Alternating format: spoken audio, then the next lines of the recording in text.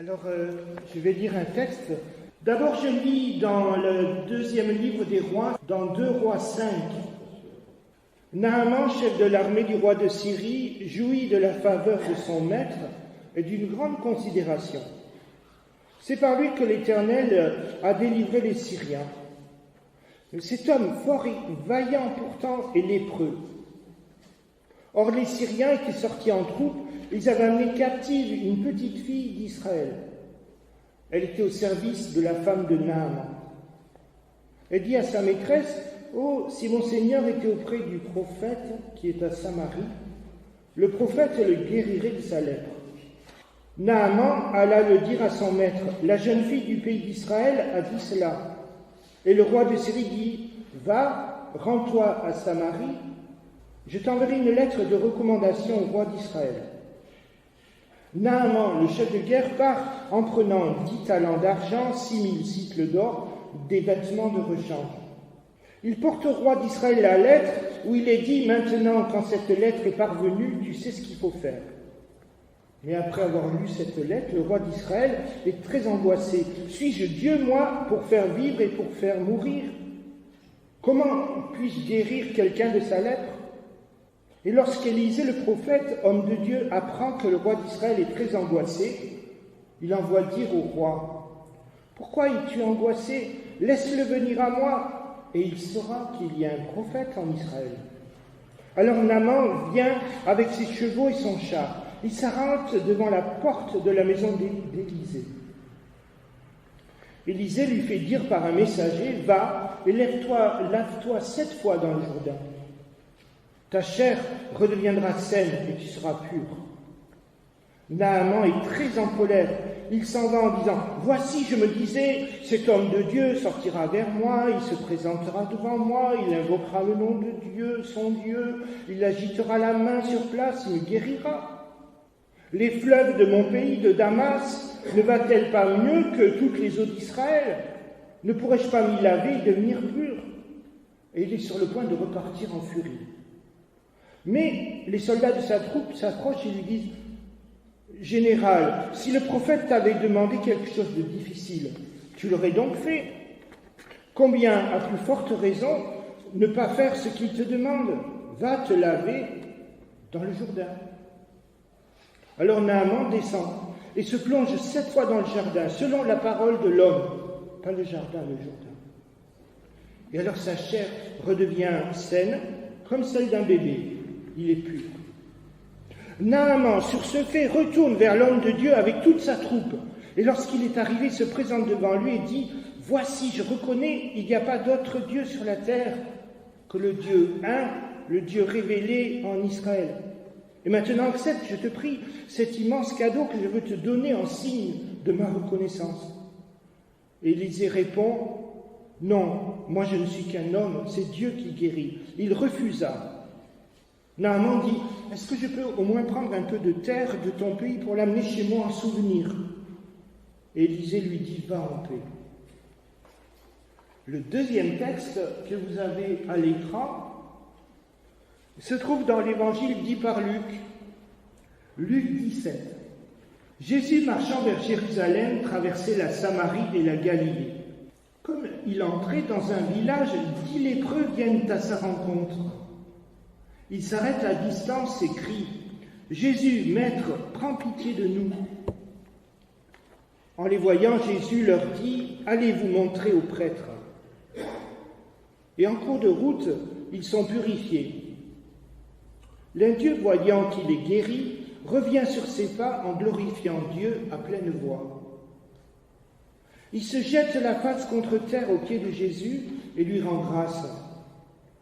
Or, c'était un Samaritain.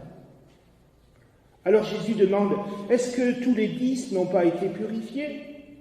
Et les 9 autres, où sont-ils? On ne les a pas vus venir pour rendre gloire à Dieu. Il n'y a que cet étranger. » Jésus lui dit alors, « Relève-toi et va, ta foi t'a sauvé. » Dans le texte, on entend des mots, la Samarie. La Samarie, c'était un territoire en Israël qui n'était pas aimé des Juifs.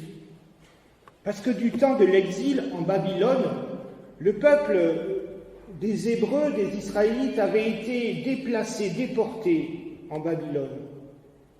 Et des Babyloniens avaient remplacé des Juifs en Samarie. Et du coup, ils ne s'appréciaient pas du tout. Même si les Samaritains se mettaient à reproduire le culte des Juifs, mais ils n'étaient pas aimés. On entend aussi les 10 lépreux. On entend les distances à cause de la contagion.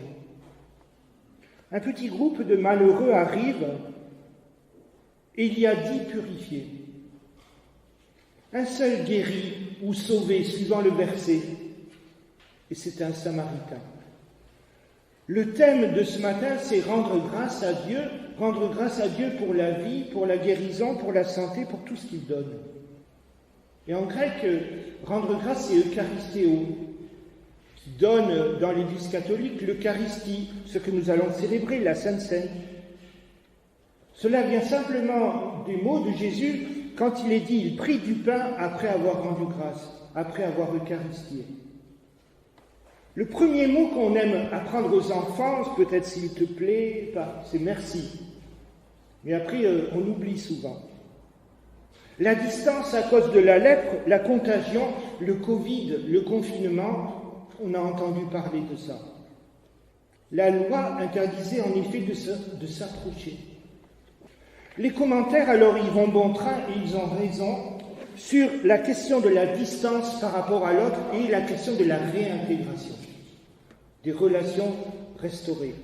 Le rôle des prêtres à l'époque, ils ne soignent pas, c'est juste de constater la maladie et de constater la guérison, de permettre le retour dans la société.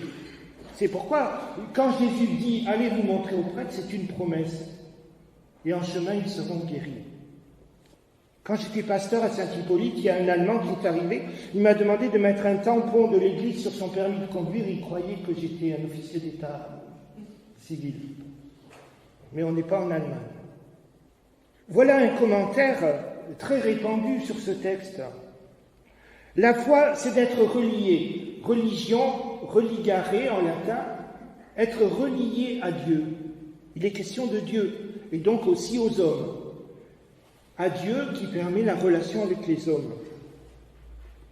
Mais voilà des commentaires qui restent terre à terre, juste les relations humaines et qui oublient Dieu.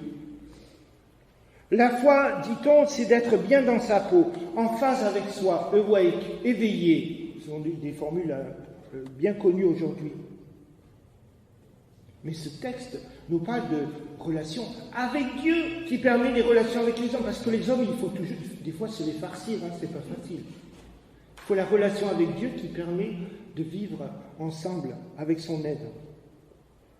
Note que Jésus-Christ célèbre la Sainte Seine, l'Eucharistie, la communion, avant d'être arrêté, avant de passer par la mort. Donc il anticipe déjà la victoire, le retour à Dieu, la résurrection.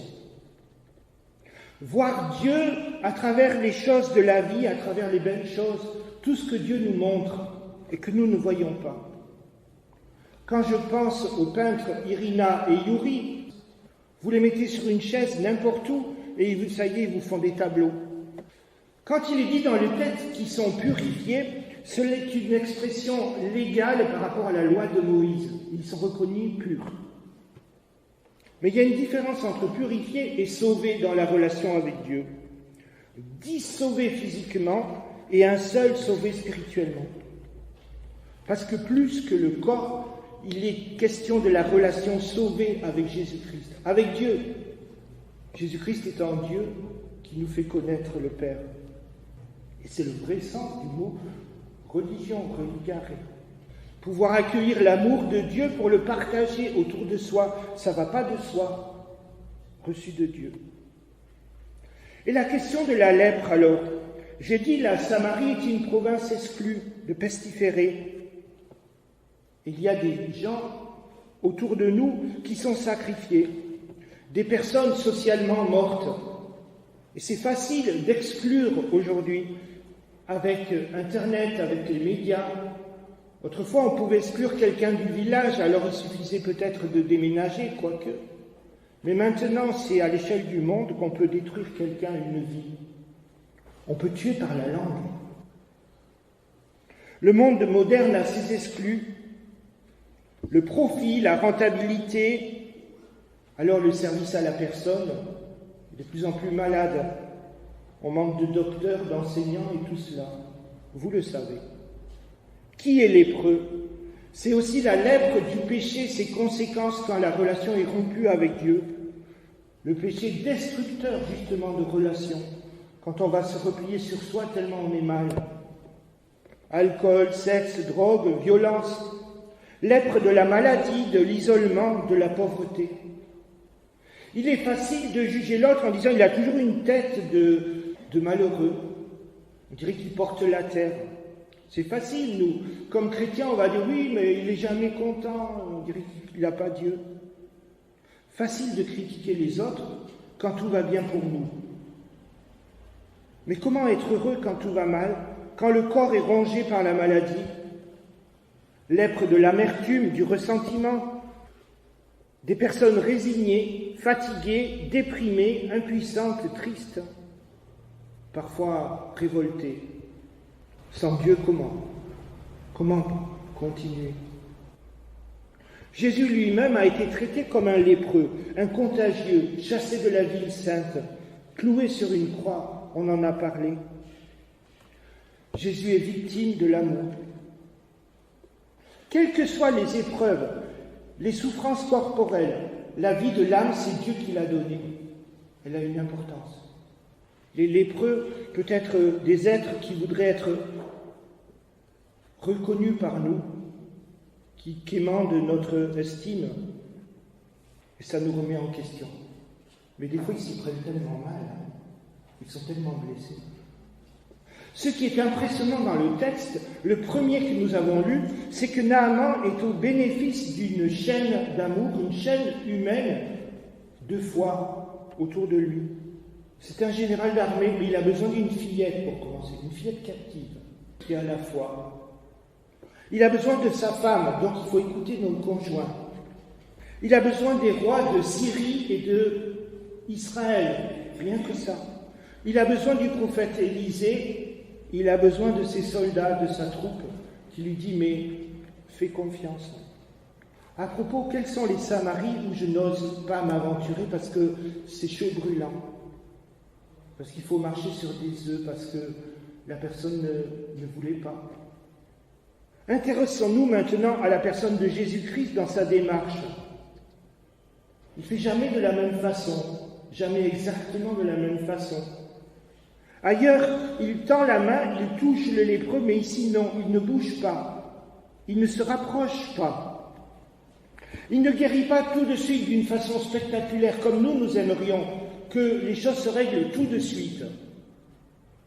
Comme je dis des fois, Seigneur Dieu, permets-moi de jouer une cantate de Bach à la clarinette tout de suite. Et s'il le permet, je ne serai pas capable de jouer Petit Papa Noël à côté parce qu'il faut apprendre. Alors le Seigneur me dit, tu ne vas pas jouer une cantate de Bach tout de suite comme ça, tu vas apprendre à jouer Petit Papa Noël. Nous, on aimerait tout de suite. Élisée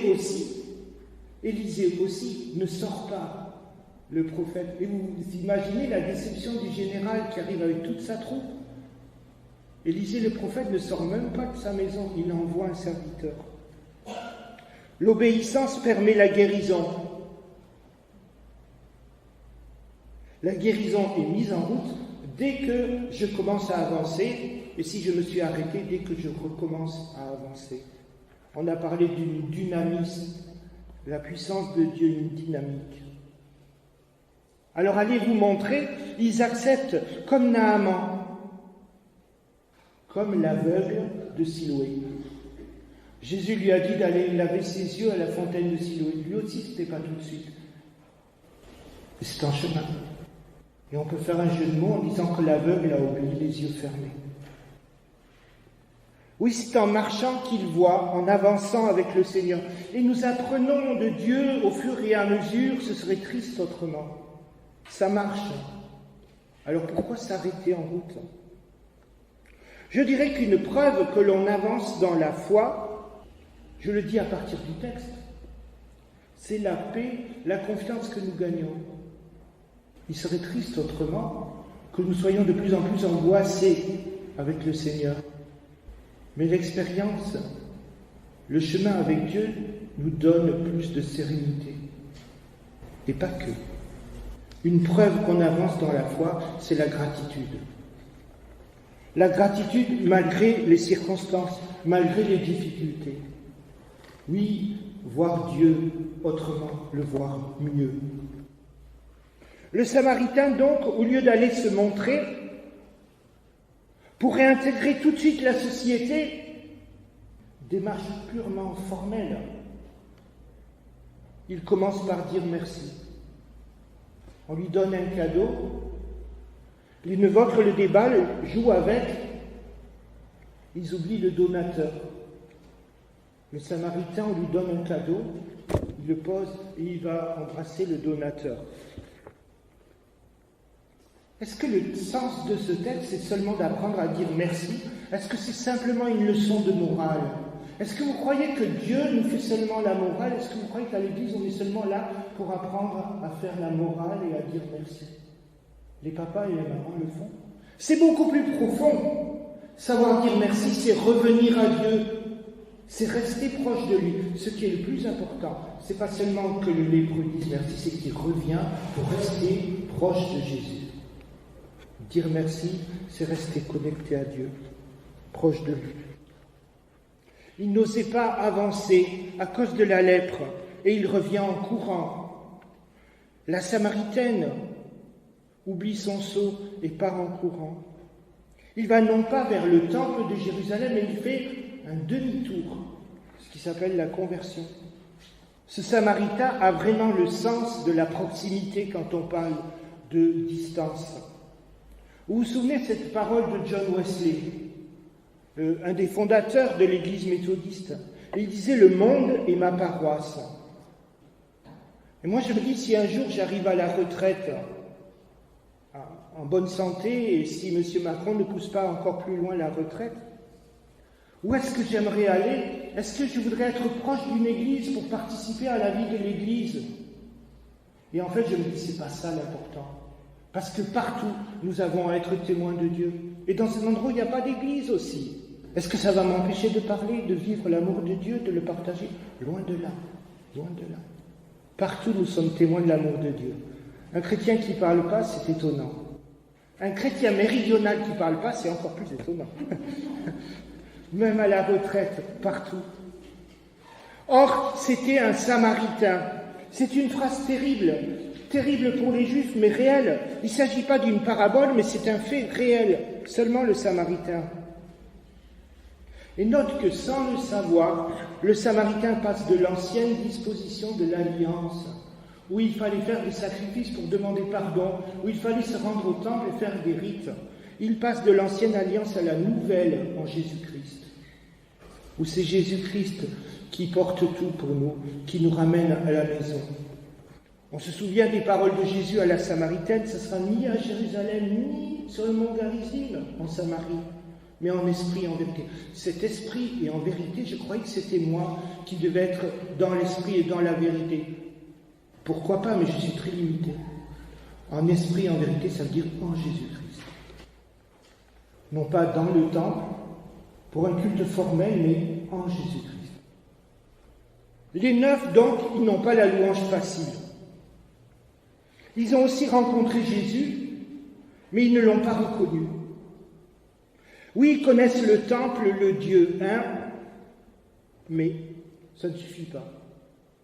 Et je lis un commentaire un peu dynamite qui dit « La foi ou croyance qui ne sauve pas, la foi qui ne va pas jusqu'au bout. Une croyance purement formelle ou intellectuelle qui ne serait pas relation. » Alors ça fait réfléchir dans nos terres cévenoles, avec toutes nos racines protestantes. Est-ce que ça suffit s'il n'y a pas la relation avec Dieu, avec Jésus-Christ? Que dire? Pour les 9, Jésus n'est qu'un moyen de guérison, un vecteur, un canal. Pour eux, Jésus est un peu un charlatan, magicien, un peu sorcier. Il a reçu un don, vous savez, on ne sait pas trop comment. Le guérisseur. Alors il se referme sur la maladie, comme il se referme sur la santé recouvrée, sur la vie terrestre, et ils en restent là. Et Dieu dans tout ça. Souvent, on oublie de dire merci. Or, dire merci permet de rester connecté, je l'ai dit. Dire merci, c'est se reconnaître faible, dans le manque, dans le besoin, et reconnaissant pour tout ce que le Seigneur nous donne. Jésus dira du Syrien, il y avait beaucoup de lépreux en Israël, mais il n'y a que lui qui a été guéri. On l'a dit, Élisée par rapport à Naaman n'est même pas sorti dehors. Et pourtant, Naaman retourne, et c'était un Samaritain, et ici c'est un Syrian. Il retourne chez l'homme de Dieu pour dire merci. Il est prêt à donner cher pour dire merci. Quant aux neuf, oui, ils rejoignent la communauté. Est-ce que ça suffit? En fait, c'est le Samaritain le plus éloigné qui devient le plus proche. Je vais vous raconter une histoire, il faut que je regarde l'heure. Mon père était pasteur, et un jour, c'était plutôt une nuit, pendant qu'on dormait, quelqu'un sonne à la porte pendant la nuit. C'est quelqu'un qui venait d'avoir un accident de voiture. Il ne connaissait pas Dieu, il n'avait jamais parlé à Dieu, il ne savait pas qu'on pouvait lui parler, et surtout que Dieu répondait. Et avec sa voiture, il a perdu la contrôle, et la voiture est allée dans le mur. Il a dit, Seigneur, si tu existes, sauve-moi. Sa voiture, tout l'avant de la voiture s'est encastré dans le mur, et lui, il est sorti indemne. Alors il a dit, je vais aller chez un pasteur, dans la nuit. Et il dit à mon père, Monsieur le pasteur, donnez-moi des évangiles, je veux les distribuer. Donnez-moi la Bible, je veux la distribuer. Dans la nuit. Et mon père, il lui a dit, vous l'avez lu? Il dit, non, non. Alors mon père lui dit, mais prenez le temps de la lire. Pendant la nuit, il a lu tout le Nouveau Testament. Et le lendemain matin, il était là. Et cet homme, vous le connaissez, il s'appelle Jean-Claude Lab. Il est agent de la lecture de la Bible. Un commentaire nous dit, des étrangers nous rejoignent. Ne restons pas indifférents à la misère de nos frères qui sont contraints de fuir leur pays. Je rajoute qu'il n'y a pas que l'Ukraine, parce que les gens ont tendance facilement à choisir qui ils veulent aider, selon que ça leur chante, que ça leur plaît. Un seul revient. Bruno de Segni, en Italie, au XIIe siècle, au Moyen-Âge, écrit « Les 10 lépreux représentent l'ensemble de l'humanité ». Alors attention au taux de gratitude, au taux de proximité. Je suis à la conclusion, heureusement. Il est important d'accueillir l'amour de Dieu pour le partager. Sinon, nous, que pouvons-nous? Elles sont importantes, toutes ces chaînes d'amour. La petite fille jusqu'au soldat du général, être nous aussi des maillons. Nous ne savons pas les propos que nous pouvons dire autour de nous, le bien qu'ils peuvent faire, le mal aussi, si nous ne faisons pas attention. Le sens de la proximité, le Seigneur nous permet.